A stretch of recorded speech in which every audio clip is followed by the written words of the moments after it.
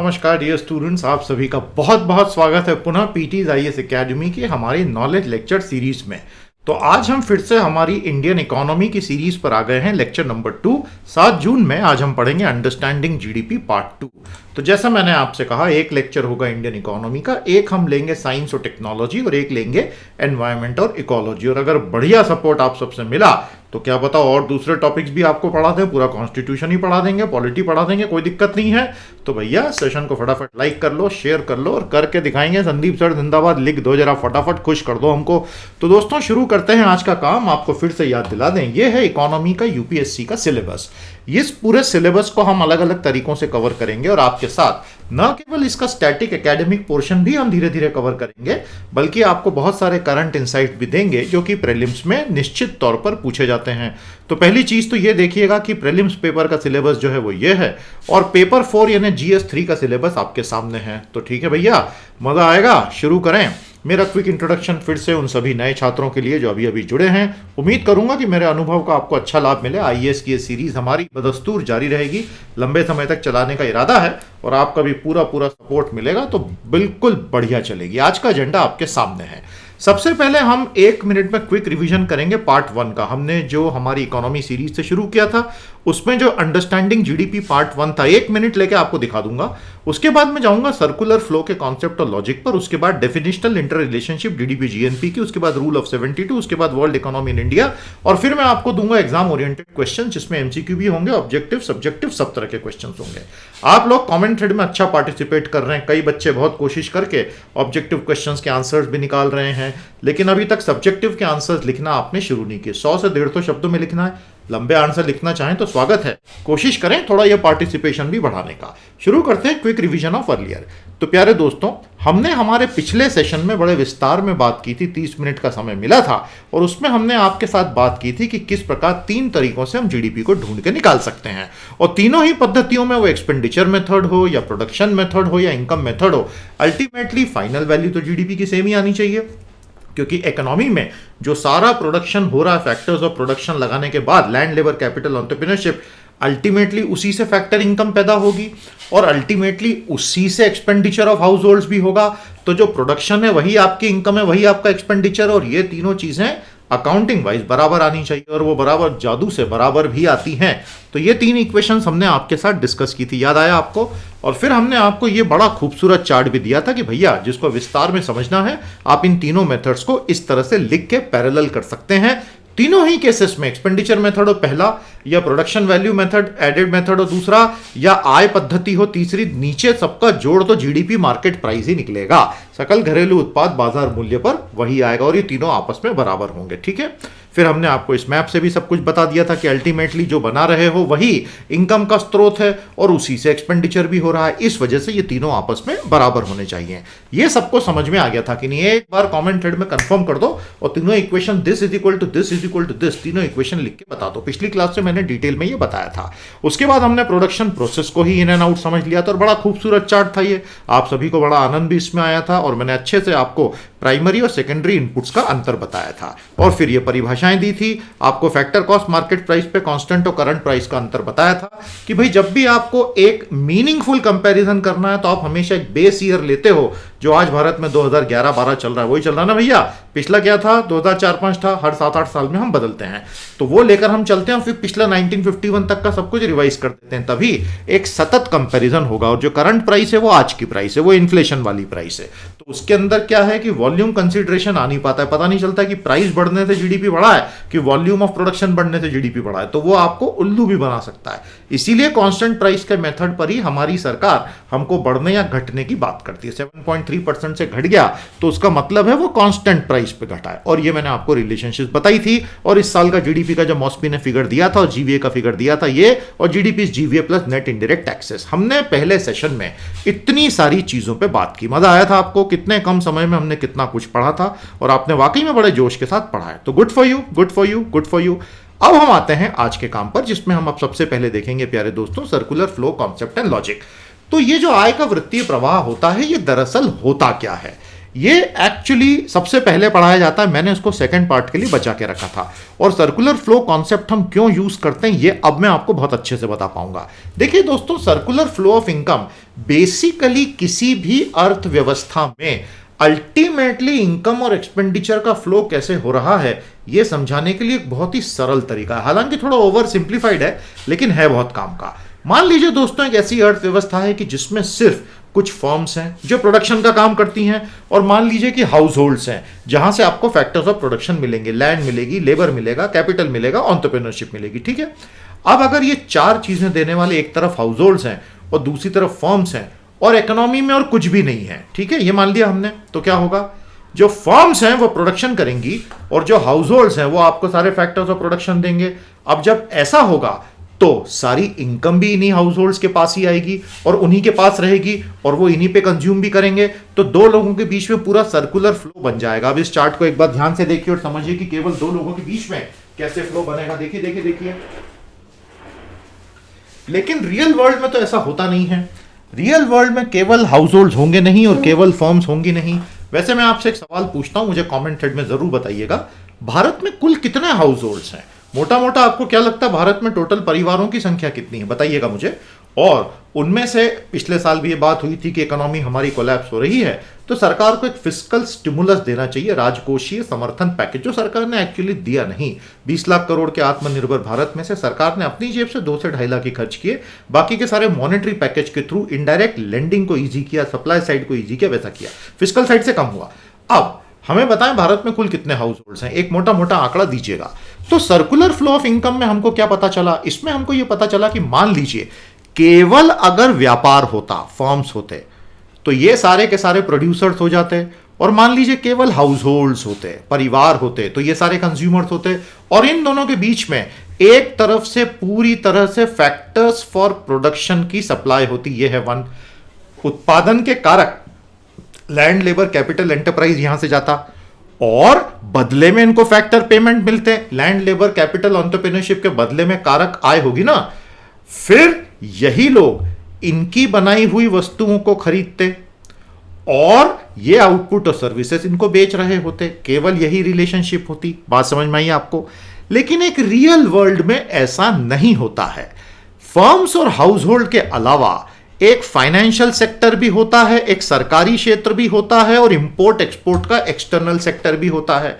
अब जैसे ही आपने एक वास्तविक अर्थव्यवस्था में ये 3 एक्स्ट्रा सेक्टर्स भी डाल दिए, तो जो हमारी डेफिनेशन है सर्कुलर फ्लो ऑफ इनकम की, it is a continuous flow of production, income, expenditure, that is what a circular flow of income is. तो क्या होगा? अब हाउस होल्ड्स में से विड्रॉल होगा सेविंग का, किसमें जाएगा भैया? फाइनेंशियल में। दूसरा विड्रॉल यानी कि लीकेज होगा टैक्सेशन का, भारत सरकार आपसे लेके चली जाएगी गवर्नमेंट सेक्टर में। जैसा मैंने आपसे कहा था, पिछले 12 महीनों में भारत में एक बड़ी विचित्र चीज हो गई है। Indirect taxes are now more than direct taxes, collection जो है सरकार का, और personal income taxes collected are more than the corporation income taxes collected. ये दो चीजें बड़ी जबरदस्त इंसाइट है भारतीय अर्थव्यवस्था की पिछले 12 महीने की। यानी हम फाइनेंशियल ईयर 2020-21 की बात कर रहे हैं कि अप्रत्यक्ष करों का संग्रहण प्रत्यक्ष करों से ज्यादा हो गया, और जो व्यक्तिगत आयकर है वो कॉर्पोरेट यानी निगमित आयकर से ज्यादा हो गया। अब ये दोनों अपने आप में कितना बड़ा इंसाइट है, तो मुझे कमेंट थ्रेड में बताइएगा ये इंसाइट क्यों है, मैंने ऐसी क्या बात बता दी। और तीसरा लीकेज जो होगा, विड्रॉल जो होगा, वो इंपोर्ट्स के रूप में होगा। इंपोर्ट जब आप करते हैं तो क्या होता है? आप विदेश में पैसा भेज देते हैं। जब आप एक्सपोर्ट करते हैं तो आप विदेश से पैसा भारत में ले आते हैं। इसीलिए आप इंपोर्ट को हमेशा विड्रॉल कहेंगे और एक्सपोर्ट को हमेशा इंजेक्शन कहेंगे। अभी हम इंजेक्शन पे आए नहीं, अभी इंजेक्शन में आपको दिखाने जा रहा हूं। तो प्यारे दोस्तों, सर्कुलर फ्लो में इंजेक्शन क्या होगा? जो फाइनेंशियल सेक्टर से कंपनियों में निवेश जाएगा वो इन्वेस्टमेंट हो गया, इंजेक्शन। जो सरकार की तरफ से व्यय होने वाला है सारा, वो भी तो अल्टीमेटली प्राइवेट लोगों से चीजें खरीदेगी ना, गवर्नमेंट स्पेंडिंग, तो वो एक इंजेक्शन हो जाएगा इकोनॉमी में। और जो ओवरसीज सेक्टर में हम एक्सपोर्ट करेंगे तो वहां से कमा के भारत की अर्थव्यवस्था में अंदर इंजेक्ट करेंगे, तो एक्सपोर्ट सारे इंजेक्शन एंड इंपोर्ट सारा लीकेज और विड्रॉल। बात समझ में आई आपको? लीकेज यानी रिसाव और इंजेक्शन यानी अंतक्षेपण। तो इस तरह से ये 5 एजेंट्स जो हैं ये सर्कुलर फ्लो ऑफ इनकम को चलाते रहते हैं। और इनके बीच का जो पूरा बैलेंस है उसको बना के रखने का काम मॉनेटरी पॉलिसी करती है, फिस्कल पॉलिसी करती है आदि। तो इस तरह से ये सारी नीतियों से हम एक बैलेंस बना के चलते हैं।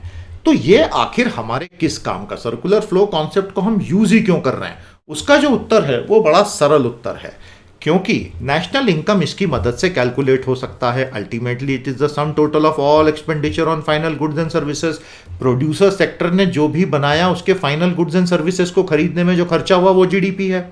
It is also the market value of final goods and services flowing from producers to others. And national income is the sum total of all factor income flowing from producers to household, rent, profit, wages, interest. तो एकदम basic level पे GDP के calculation को समझने के लिए circular flow of income जो है बड़ा कारगर सिद्ध हो जाता है। आगे समझ में? इसके ऊपर आपकी क्या राय है कमेंट हेड में बताइए। अब हमने 3 सेक्टर्स की आपके साथ बात की थी। प्राइमरी सेक्टर हमेशा वो होगा प्यारे दोस्तों जो आप जमीन से निकालेंगे। तो पृथ्वी में जो मौजूद है वो आपने निकाल लिया, तो वो हो गया प्राइमरी सेक्टर। उसके ऊपर जो कुछ आपने निकाला उसके ऊपर प्रसंस्करण किया, वो हो गया सेकेंडरी सेक्टर। और इन सब चीजों को चलाने के लिए इनके ऊपर जो सुपर स्ट्रक्चर बनाया वो हो गया तृतीय क्षेत्र, यानी कि टर्शरी सेक्टर। प्राथमिक, माध्यमिक या द्वितीयक और तृतीय क्षेत्र। तो हमारे जीवीए के कैलकुलेशन में primary, secondary, tertiary colour coded मैंने आपको अलग अलग बता दिए हैं। तो हमने अभी जब आपके साथ बात की थी प्यारे दोस्तों, ये टोटल आपको 8 सेक्टर यहां दिखाई दे रहे हैं। याद कीजिएगा, मैंने आपको जो पूरे के पूरे ग्राफ दिखाए थे उसमें आपको यहां पर अब थोड़ा सा आप कांस्टेंट प्राइसेस में अगर देखेंगे तो यह है आपका प्राइमरी सेक्टर। यस और नो? मानते हैं ना भैया? यह है आपका टर्शरी सेकेंडरी सेक्टर। मानते हैं? ये प्राइमरी है प्राथमिक, ये सेकेंडरी है द्वितीयक और या माध्यमिक, और ये है टर्शरी यानी कि तृतीयक। ठीक है? और इस केस में इन तीनों का पूरा पूरा जोड़ जो निकला था वो 20-21 का 124 लाख करोड़ आया कांस्टेंट में। और वही 20-21 का करंट प्राइसेस में निकला 189 लाख करोड़। समझ में आ गया? ये जीवीए था। और GDP is always GVA plus net indirect taxes. तो क्योंकि मैंने अभी प्राइमरी, सेकेंडरी, टर्शरी की बात की तो मैंने सोचा लगे हाथों आपको एकदम लेटेस्ट वाला भी बता दूं। तो यहां पर हमने क्या देखा, 179 लाख करोड़ है ना, और उसी को जीडीपी में कन्वर्ट करने के लिए इसी को हमने किया था 179 lakh crore plus net taxes यानी indirect taxes minus subsidy 18 lakh crore. तो आपका जीडीपी हो गया 197 और उसके पिछले साल से 203। तो इस प्रकार से आपको रेट ऑफ ग्रोथ पता चलते हैं। तो सर्कुलर फ्लो ऑफ इनकम समझ में आ गया। प्राइमरी, सेकेंडरी, टर्शरी बहुत अच्छे से क्लियर हो गया, कहीं कोई डाउट तो नहीं प्यारे दोस्तों। अब हम चलते हैं ऑल डेफिनेशनल इंटर रिलेशनशिप्स पे। ये चार्ट हमने आपको पिछली बार बताया था और ये कहा था कि इसके ऊपर अगले सेशन में समय मिलेगा और अच्छे से चर्चा करेंगे। तो दोस्तों जो अलग अलग टर्म्स होती हैं उनको समझना बहुत जरूरी है। सबसे पहली बात जो हमने सकल घरेलू उत्पाद की बात की, जिसमें हमने नॉर्मल रेसिडेंट्स और फॉरेनर्स की जब बात की थी और ये बताया था कि जीडीपी बेसिकली आप बॉर्डर के आधार पे लेंगे और जीएनपी जो है आप नेशनलिटी, नॉर्मल रेसिडेंसी के आधार पे लेंगे। जीडीपी एट मार्केट प्राइस जो होता है दोस्तों, सकल घरेलू उत्पाद बाजार मूल्य पर, वो आपकी बॉर्डर के भीतर हो रहा खेल है। यदि आप उसके अंदर net factor income from abroad जोड़ देंगे तो आपको सकल राष्ट्रीय उत्पाद बाजार मूल्य पर मिल जाएगा। यहां पर एक इंपॉर्टेंट टर्म है नेट फैक्टर इनकम। हम ग्रॉस की बात नहीं कर रहे, हम नेट फैक्टर इनकम। तो नेट फैक्टर इनकम में जो देश में आया और जो देश से गया उसका नेट होगा। तो उस केस में जो भारत के अंदर बैठे हुए थे और कमा रहे थे और जो विदेशी थे वो हट जाएंगे इस कैलकुलेशन से, तभी तो जीएनपी पे पहुंचेंगे ना। तो जीडीपी एमपी से जीएनपी एमपी ऐसा निकलेगा। तो जब भी आपको जीडीपी से जीएनपी पे जाना है या जीएनपी से जीडीपी पे आना है तो कौन सा जादुई वेरिएबल काम आने वाला बेटा? Net factor income from abroad, विदेशों से प्राप्त शुद्ध कारक आय। ठीक है? अब वही मैंने आपको बताया था कि ग्रॉस को अगर नेट करना है तो हमेशा डेप्रिसिएशन आप हटाएंगे। तो ग्रॉस डोमेस्टिक प्रोडक्ट को नेट डोमेस्टिक प्रोडक्ट करने के लिए मूल्य ह्रास को हटा दीजिए। जिस तरह फिजिकल एसेट्स में समय के साथ मूल्य ह्रास होता है, टेंजिबल इंटेंजिबल एसेट्स में डेप्रिसिएशन हो सकता है। कुछ चीजों में डेप्रिसिएशन नहीं होता है, एप्रिसिएशन होता है। लेकिन अकाउंटिंग की भाषा में डेप्रिसिएशन अलाउ किया जाता है ताकि आपको ओवरऑल टैक्स लायबिलिटी कम हो सके। उसका एक इफेक्ट ये होता है। तो ग्रॉस से आप नेट पर आ गए डेप्रिसिएशन को माइनस करके। उसी तरह नेट से ग्रॉस पे जाना है तो डेप्रिसिएशन ऐड कर देना। अब आप एनडीपी एमपी पे थे, अगर आपको वहां से नेट नेशनल प्रोडक्ट निकालना होता तो वही करना है। डोमेस्टिक से नेशनल पे जा रहे हो ना, तो नेट फैक्टर इनकम ऐड कर दो। अब अगर आपको नेट नेशनल प्रोडक्ट से ग्रॉस नेशनल प्रोडक्ट जाना है एमपी पे तो डेप्रिसिएशन ऐड कर दो, क्योंकि ऊपर वो हटाया था तभी तो ग्रॉस से नेट हुआ था और ये नेट से ग्रॉस करना है तो डेप्रिसिएशन ऐड करेंगे। तो आपको एनएफआई और डेप्रिसिएशन इसको कैसे इस्तेमाल करना है, आई होप ये आपको क्लियर हो गया। अब अगर मार्केट प्राइस से फैक्टर कॉस्ट पे जाना है, कारक लागत पर, तो एक ही तरीका है, नेट इनडायरेक्ट टैक्सेस माइनस कर दीजिए, क्योंकि ultimately gross domestic product at factor cost which is actually GVA in a sense plus net indirect taxes is equal to GDP MP. तो उसमें से अगर आप ये माइनस करेंगे शुद्ध अप्रत्यक्ष कर, यानी कि अप्रत्यक्ष कर माइनस अनुवृत्तियां, है ना, तभी वो नेट इनडायरेक्ट होता है, इनडायरेक्ट टैक्सेस माइनस सब्सिडी। तो इसमें हम डायरेक्ट टैक्सेस क्यों नहीं यूज कर सकते? कोई जवाब दे सकता है मुझे? इस पूरे कैलकुलेशन में हम केवल total indirect taxes minus total subsidy क्यों करते हैं, उसमें डायरेक्ट टैक्सेस क्यों नहीं करते हैं? इसका कोई अच्छा सा मुझे टेक्निकल जवाब कमेंट थ्रेड में जरूर दो।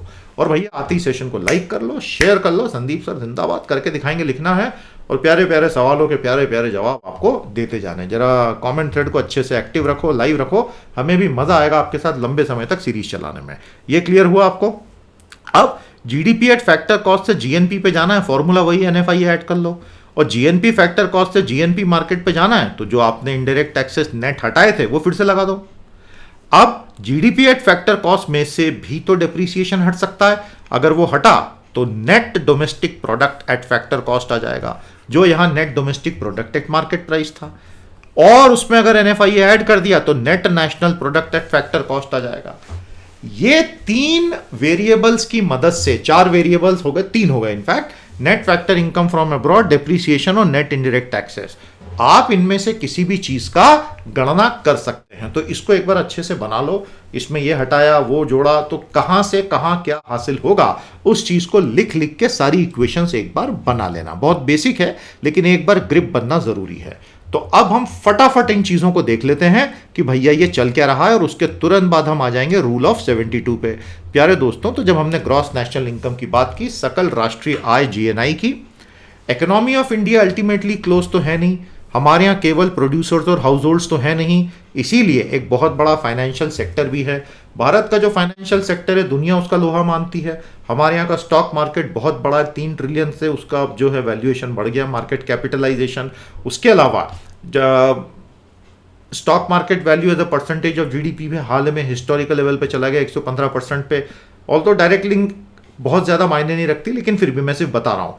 एक तरफ स्टॉक मार्केट है, एक तरफ बैंकिंग सेक्टर है, एक तरफ एनबीएफसीज हैं, एक तरफ कोऑपरेटिव है, फिर म्यूचुअल फंड है, फिर मनी मार्केट्स हैं, जितना भी है। कहने का मतलब ओवरऑल हमारा फाइनेंशियल सेक्टर दुनिया में उसकी एक धाक है। तो एक पूरा फाइनेंशियल सेक्टर है, सरकार है, एक्सटर्नल सेक्टर है, इसलिए भारत की क्लोज इकोनॉमी तो है नहीं। इसी वजह से हमारा पूरा नेशनल इनकम अलग है, डोमेस्टिक इनकम अलग है। हालांकि फॉर ऑल प्रैक्टिकल पर्पसेस हम केवल जीडीपी की ही बातें करते हैं। जीडीपी सारे resident units within the border 365 दिन में जो बनाया उसकी फाइनल मॉनेटरी लागत। Sum of the productive activities में टेक प्लेस अब्रॉड, जैसा हमने देखा था, ये रिवीजन ही है। Conversely some production taking place within a country में be attributed to temporary and seasonal labour. इसीलिए हमने जीएनआई और जीडीपी का आपको रिलेशनशिप दिया था, जो हमने यहां पर भी देखा। Net factor income from abroad वही प्लस और माइनस किया है। अब आते हैं gross value versus net value. तो जब हम इसको समझ रहे हैं तो ग्रॉस वैल्यू यानी जितना आपका सकल मूल्य है बनाम शुद्ध मूल्य संवर्धन, एडेड यानी संवर्धन। GDP does not take into account the depreciation factor, because of which it does not reveal the complete flow of goods and services through the various sector. तो depreciation एक तरह से जो होता है कंजम्पशन ऑफ फिक्स कैपिटल हो जाता है। आपने फिक्स कैपिटल में पैसा लगाया और वो तो यूज होती जा रही है, तो वो सीएफसी भी है, consumption of fix capital depreciation जो होता है। तो जीडीपी मार्केट प्राइस पे डेप्रिसिएशन को तो यूज करता नहीं है, इसीलिए नेट प्रोडक्ट थोड़ा ज्यादा सूटेबल होता है जब आपको एक्चुअली पता चलता है कि कितने एसेट कंज्यूम होते चले जा रहे हैं। क्योंकि जो आपकी पूंजीगत वस्तुएं होती हैं ना, जिनसे आने वाले समय का जीडीपी बनेगा, मशीनें, equipments, tools, factory buildings, tractors etcetera etcetera, ये अपने उत्पादन की प्रक्रिया में धीरे धीरे खत्म होते चले जाते हैं। तो वो फिक्स कैपिटल का कंजम्पशन होता है और उनको फिर एक दिन रिप्लेस भी करना पड़ेगा। तो किसी भी स्टेज पर एक्चुअली कितना कंज्यूम हो गया, उसके बाद क्या प्रोडक्शन हुआ, वो आपको एनडीपी में ही मिलेगा। ये समझ में आया ना आपको? इसलिए ग्रॉस और नेट वैल्यू के बीच का अंतर काफी इंपॉर्टेंट माना जाता है। तो ये जो डिक्लाइन होती है 365 दिन के अकाउंटिंग पीरियड में in the current value of stock of fix asset owned by the producer and used by the producer, क्योंकि फिजिकली वो चीज खत्म होती है, उसी को हम सीएफसी भी कहते हैं। और ये जैसे ही आपने माइनस किया तो ग्रॉस का नेट हो जाएगा। इसमें से मुझे ईयर्स पे से याद आया, भारत सरकार का फाइनेंशियल ईयर अलग चलता है, हमारा एग्रीकल्चरल ईयर अलग चलता है, और आरबीआई का फाइनेंशियल ईयर अलग चला करता था। इस साल से उसने फाइनेंशियल से मर्ज कर दिया। तो एक बार तीनों जो ईयर्स की डेफिनेशन है कॉमन थ्रेड में लिखो एक एक करके। Financial year, RBI annual year और क्रॉप ईयर, भारत में जो फसल वर्ष होता है। अब करंट वर्सेस कांस्टेंट प्राइसेस, तो वर्तमान मूल्य जो है उनको सांकेतिक या नाम मात्र कहते हैं, स्थिर मूल्यों को ही वास्तविक मूल्य कहते हैं। और आप ये बात बहुत अच्छे से जानते हैं प्यारे दोस्तों कि अल्टीमेटली जब आप करंट प्राइसेस में कोई भी चीज मेजर करोगे तो नॉमिनल जीडीपी में क्या होता है कि आज की तारीख में जो कुछ भी प्रोडक्शन आपने किया इनटू आज की प्राइसेस हैं। अब आज की प्राइसेस में तो इन्फ्लेशन इफेक्ट अंदर घुसे हुए हैं, जिसमें किसी भी तरह से हमारी इकोनॉमी की प्रोडक्टिविटी तो मेजर हो ही नहीं रही ना, ये तो 50 दूसरे कारणों से भी हो सकता है। तो जब आप कई सालों तक ऐसा कैलकुलेट करेंगे तो प्रोडक्शन में तो चेंजेस होंगे, Q1 से Q2 से Q3 से Q4 हर साल बदल रहा है, लेकिन साथ ही साथ उसकी प्राइसेस में भी तो चेंजेस होते जा रहे हैं ना, और इसके अंदर इन्फ्लेशन घुसा हुआ है या डिफ्लेशन घुसा या जो कुछ भी है। इस वजह से ही हमें एक सही मेजर नहीं मिलता है, और एक वास्तविक ग्रोथ कितनी हो रही है अगर ये जानना है तो आपको सारे प्राइस इफेक्ट्स को एलिमिनेट करके बेस ईयर पे ही कंप्यूटेशन करना पड़ेगा, और उसी को आप कांस्टेंट रियल प्राइसेस 2011-12 की कहते हैं। तो आज हमने आपको ये जो दिखाया, जो पिछले लेक्चर में भी बताया था, भारत सरकार के मॉस्पी ने जो डेटा निकाला, पहले आपको इस साल का क्या बोला, 2011-12 कांस्टेंट प्राइस का जीडीपी देख ले बेटा इतना है, और फिर आपको क्या बोला 2020-21 की प्राइसेस का जीडीपी देख ले भैया, तो 1,197,00,000 और यहां था 135 लाख। आप देख रहे हैं ना इन्फ्लेशन का कितना फर्क पड़ गया, रुपए की वैल्यू कितनी कम हो गई। इस वजह से भी कहीं ना कहीं पूरा का पूरा से सातोशी नाकामोटो गुस्सा हो गए। 2009 में अपना पूरा ब्लॉग छाप दिया कि मैंने ब्लॉकचेन का इन्वेंशन करके बिटकॉइन बना दिया। सातोशी की तो कहानी अजब गजब कहानी है। This massive inflation in the currency which is happening, which leads to a dramatic reduction in the purchasing power, is what actually led to the genesis of the cryptocurrency universe और bitcoin का पूरा जो blockchain software बना। और उसके पीछे झगड़ा ये था कि ये सेंट्रल बैंक जो है हमें क्या उल्लू समझते हैं, तो हम नागरिक जो है इनके खिलाफ ही अपनी खुद की करेंसी बना लेंगे। ये है सारी कहानी।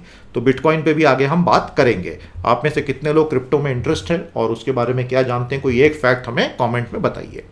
तो जो नेशनल इनकम है कांस्टेंट प्राइसेस हो सकती है या करंट प्राइसेस में हो सकती है। कांस्टेंट में देखोगे तभी वास्तविकता आपको पता चलेगी। फॉर्चुनेटली सरकार भी वैसा ही करती है। तो प्यारे दोस्तों, नॉमिनल जीडीपी को अगर मैं Q इंटू पी मानूंगा तो मेरा रियल जीडीपी जो होगा वो Q इंटू पी स्टार होगा, और पी स्टार यानी बेस ईयर की प्राइसेस। समझ में आ गया? तो इसी पे से अपस्फीति कारक भी आ जाता है, GDP deflator. It is the ratio of GDP at current prices to GDP at constant prices. वर्तमान मूल्य जीडीपी को डिवाइड कर दो स्थिर मूल्य जीडीपी से, तो जीडीपी अपस्फीति कारक डिफ्लेटर बन जाता है। GDP at current upon GDP into upon constant into 100, और इसको प्राइस इंडेक्स कहते हैं। जो जीडीपी डिफ्लेटर होता है ना, इसको क्या कहते हैं? Price index. सीपीआई वाला नहीं, डब्ल्यूपीआई वाला नहीं, प्राइस इंडेक्स। तो बेसिकली जीडीपी डिफ्लेटर क्या बताता है? The change in price level for all goods and services in that country, while CPI and WPI is only for a basket of good. ये बहुत बेसिक फर्क है, इसको ध्यान रखना। तो डिफ्लेटर का इस्तेमाल होता है करंट को कांस्टेंट में परिवर्तित करने के लिए। Factor cost versus basic prices जो होती हैं प्यारे दोस्तों, कारक मूल्य बनाम मूल लागत, उसके लिए 3 फॉर्मूले होते हैं। ये बिल्कुल स्टैंडर्ड फॉर्मूले, तीनों को याद रखिए। पहला क्या कहता है? जो फैक्टर कॉस्ट है plus indirect tax minus subsidy will be market price. कारक लागत प्लस अप्रत्यक्ष कर माइनस अनुवृत्ति यानी बाजार मूल्य। दूसरा कहता है factor cost plus production minus production subsidy. पहला प्रोडक्शन टैक्स, दूसरा subsidy, is equal to basic prices. तीसरा कहता है basic prices plus product tax minus product subsidies market price. Production और प्रोडक्ट में फर्क होता है, ध्यान रखिएगा। प्रोडक्शन वन टाइम होता है, प्रोडक्ट जो है प्रो रेटा होता है। ये इसका फर्क है। ये तीनों फॉर्मूलों का थोड़ा सा ध्यान रखना। प्रोडक्शन सब्सिडी एंड टैक्सेस और प्रोडक्ट सब्सिडी एंड टैक्सेस नीचे समझाया है मैंने, इसको देख लेना। तो ये कुछ मूल परिभाषाएं हैं जो जीडीपी वाले पूरे चैप्टर को समझने में बहुत काम आती है। अब हम चौथी चीज पर आते हैं, रूल ऑफ 72। उससे पहले आप में से जितने भी लोग मिशन पीटी में कंट्रीब्यूट करना चाहते हैं, ये हमने आपके लिए लिंक दी है। आज के आज आप इसमें कंट्रीब्यूट कर सकते हैं। Minimum 100 rupees, there is no upper limit. करेंगे तो उतना ही हमें फ्री सर्विसेज बनाने में और आसानी होगी। बहुत बहुत धन्यवाद। अब आते हैं रूल ऑफ 72 पर, 72 का नियम। 72 का नियम बहुत सरल है। अगर कोई आपसे बोलता है कि मुझे भारत के जीडीपी को डबल करने में कितना समय लगेगा। जैसे प्रधानमंत्री मोदी ने $5 ट्रिलियन का एक बहुत एम्बिशियस गोल सेट किया। बहुत अच्छी बात है, देश के लिए गोल सेट करना जरूरी, उसके बिना कुछ अचीव होगा भी नहीं। अब अगर मान लीजिए उस समय हमारा जीडीपी होता $2.5 ट्रिलियन, मतलब डबल करना था मान लीजिए, तो उसका रूल बहुत सिंपल है, 72 divided by rate of growth, खत्म। उतने सालों में जीडीपी डबल हो जाएगा। जीडीपी यानी कोई भी एक वस्तु है, मतलब 100 रुपए अकाउंट में पड़े, आप बोलते हो 100 रुपए 200 रुपए कब होंगे, तो 100 divided by the rate of interest, क्योंकि वो ग्रोथ रेट होगा आपका। तो आपने जब 72 divided by GDP growth rate किया तो आपको पता चलेगा कितने सालों में डबल होगा। अब भारत में अगर आपको पर कैपिटा इनकम बढ़ानी है, गरीबी कम करनी है, लोगों के लिए समृद्धि बढ़ानी है, तो जीडीपी बढ़ाए बिना तो कुछ भी नहीं होगा ना। मतलब जब लोग मुझसे पूछते हैं कि सर भारत को अगले 10 साल में क्या करना चाहिए, तो मैं हमेशा एक ही चीज बोलता हूं, यदि भारत वाकई में सुपर पावर बनना चाहता है 2040-2045 तक, देखिए हमने तो पिछले 30 सालों में भारत को बहुत करीब से इकोनॉमी को स्टडी किया, और 1990s और 2000s में ये वाकई लगता था कि 2020 तक भारत सुपर पावर बनेगा ही बनेगा। यकीन मानिए हमारी पीढ़ी पूरा ये मान के ही चलती थी। दुर्भाग्यवश वैसा हो नहीं पाया, लेकिन अभी भी कुछ नहीं बिगड़ा है, यहां से 20 सालों में हम कर सकते हैं। तो उसमें एक बहुत बड़ा डिबेट ये रहेगा कि कैसे जीडीपी बढ़ाओ। अगले 10 साल भारत की सारी प्रायोरिटीज छोड़ दो, केवल केवल केवल केवल केवल केवल इकोनॉमिक ग्रोथ पे ध्यान दो, तो हम 10 साल में इतना आगे आ जाएंगे कि उसके अगले 10 साल में सुपर पावर बनने का सपना हमारा हो सकता है। देखिए पूरा हो सकता है।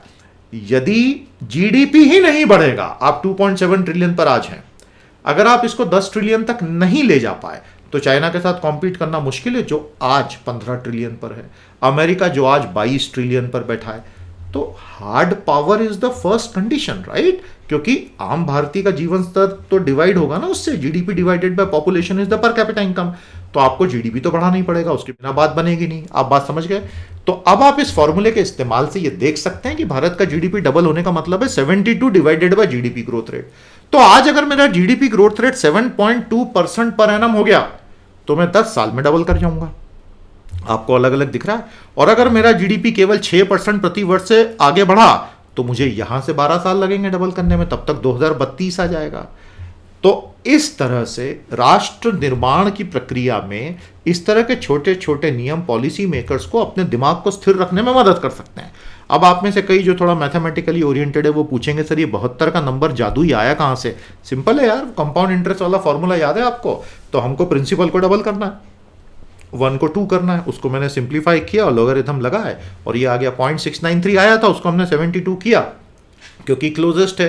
नहीं तो एक्चुअली ये रूल होता रूल ऑफ 69.3, तो उसमें आपको मजा नहीं आता ना, आप बोलते ये कैसा अजीब फिगर है, इसलिए हमने उसको 72 किया जिसमें ये सारे आपके अलग अलग फैक्टर्स आ जाते हैं। नहीं तो अदरवाइज ये रूल ऑफ 69.3 है।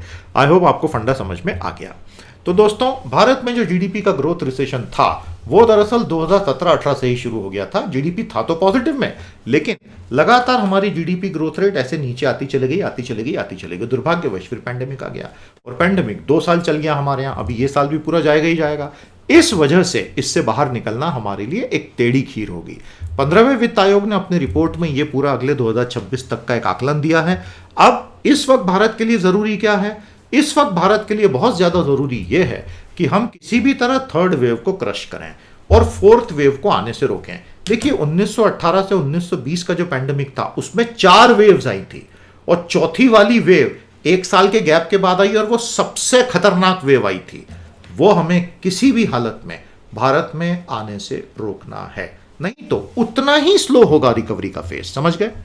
वर्ल्ड इकोनॉमी इन इंडिया जाते जाते आज से 2 साल पहले की जो विश्व अर्थव्यवस्था थी, अब हम लोग घूम के वहीं पहुंच गए वापस, क्योंकि रिडक्शन हो गया काफी, इसलिए ये नंबर मोटे मोटे एकदम सही हैं।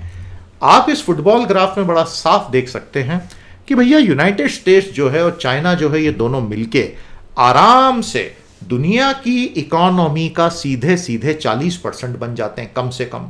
तो अगर ये दोनों मिलकर ही 40% बन जाते हैं तो दुनिया की centre of gravity actually in दोनों के आसपास ही घूम रही है और इसके बीच में भारत को अपनी जगह बनानी है। तो जैसा मैंने कहा जीडीपी को किसी भी तरह 10 ट्रिलियन तक लेके जाना, 10 ट्रिलियन यूएस डॉलर बोल रहा हूं, जो 2040 तक पॉसिबल है अगर हम हमारी प्रायोरिटीज ठीक कर लें, तो हम दुनिया के टॉप 3 में निश्चित तौर पर आ सकते हैं। लेकिन मैं आपको एक बात बता दूं, it is not a god given right, it is not our destiny that we have to grow, we may actually regress also. Unless and until we focus on economy and growth we may actually lose the right to grow. ये कोई God given right नहीं होता है, और इसके लिए आपको देश की इकोनॉमी को उस दिशा में ले जाना पड़ता है जो हम में पूरी संभावना है और हम कर सकते हैं, और हमने पहले किया भी है। समझ में आ गया? अब आपके लिए एग्जाम ओरिएंटेड क्वेश्चंस तैयार हैं। क्वेश्चन 1, क्वेश्चन 2 और क्वेश्चन 3, तीनों को अच्छे से सॉल्व करें। थोड़े कठिन क्वेश्चन है, यूपीएससी स्तर के हैं। पढ़िएगा, समझिएगा, उत्तर मैंने दिए उनको देखिएगा मत। और ये 3 आपके लिए मैंने सब्जेक्टिव क्वेश्चंस भी लिखे हैं। 100 से 200 शब्दों में उत्तर लिखो। कॉमेंट थ्रेड आपका है, शुरू हो जाओ भैया। मैं आप सभी को इनवाइट करता हूं दोस्तों, हमारे बहुत शानदार कोर्सेस पीटी एजुकेशन की वेबसाइट पर हैं। ये पीडीएफ आप डाउनलोड कर लेना, ये लिंक्स भी खुल जाएंगी उसके अंदर। मेरा साइंस और टेक्नोलॉजी का 25 लेक्चर का एक बहुत खूबसूरत कोर्स है, 1 महीने में कवर होगा, उसका कॉम्बो ऑफर भी है।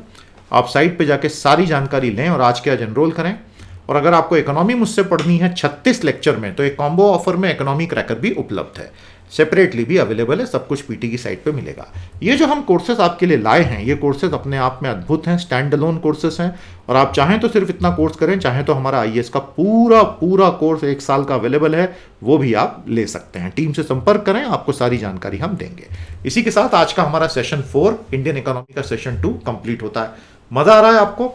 तो अब हमें बताइए, इंडियन इकोनॉमी के तीसरे सेशन में जो आज से 3 दिन बाद आएगा, आप क्या पढ़ना चाहेंगे? सजेशंस दीजिए। वैसे हमारा शेड्यूल तो रेडी है, लेकिन आप बताइए, क्योंकि उससे हमको आगे और मदद मिलेगी। अब कल हम आपके साथ फिर से साइंस और टेक्नोलॉजी पढ़ने वाले हैं, प्योरली यूपीएससी सिविल सर्विसेज का। और 1 दिन के बाद हम आपके साथ एनवायरमेंट और इकोलॉजी पढ़ेंगे, प्योरली सिविल सर्विसेज का। तो ये यात्रा इसी तरह चलती रहेगी दोस्तों। प्यार बनाए रखिएगा। मेरी तरफ से इतना ही। नमस्कार, जय हिंद।